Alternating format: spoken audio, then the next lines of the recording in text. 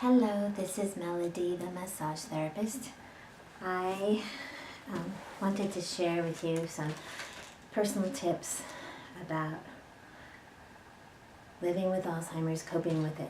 So my biggest tip is to read this book called The 36-Hour Day by Nancy L. Mace and Peter V. Rabins. This little video is just a tip of the iceberg of living with Alzheimer's. And then also keep active, do puzzles, go walking, take up lessons, piano lessons, dance lessons, cards. I've heard that having a cleaner diet helps too. Less processed food, less sugar. Call every day, and when you do call, say your name. Say, hey, this is Melody. And or if you can't call every day, call when you think of them. If you don't live with them, visit them often, or every week, or whenever you can if they're closer by, because their worlds become very small, and sometimes they become like hermits. It becomes very, my personal opinion is I think they just don't feel,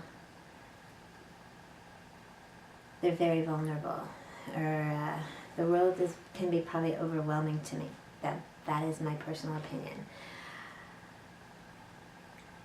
Be gentle and patient when they ask you for the 20th time if you want a glass of water, or if you want tea and you don't like tea, and try not to say, oh, I told you that I don't like water, or I don't like tea. Just be gentle and just answer the question again. Once in a while it's going to get frustrating and you say, you know what, I already told you that. I get that, so I get that.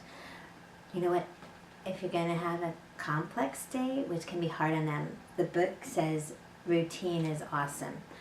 But write down your activities for the day so that they can go back to reading that while they can still read. Driving can be so difficult, especially if they think they can still drive and they don't have a license. You may have to fib with them and say, oh, you know what, I think I'll drive today. I want you to enjoy the day, or it's my turn, you can drive the next time. Watch silly movies, Hallmark movies, old movies, especially if it's a lady. Hallmark movies. And, oh, by the way, when you do that, make sure you record it or have it on a DVD, because you're going to have to pause often.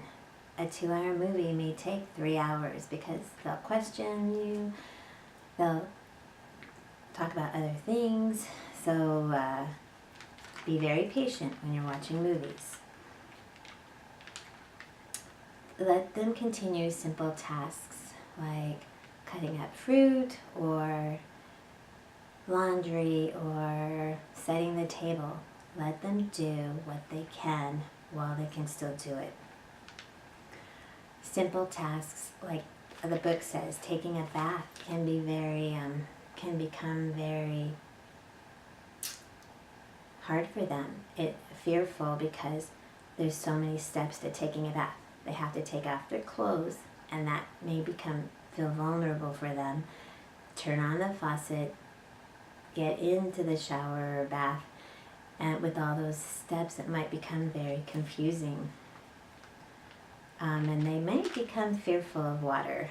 A lady once told me that later on they can become very fearful of water.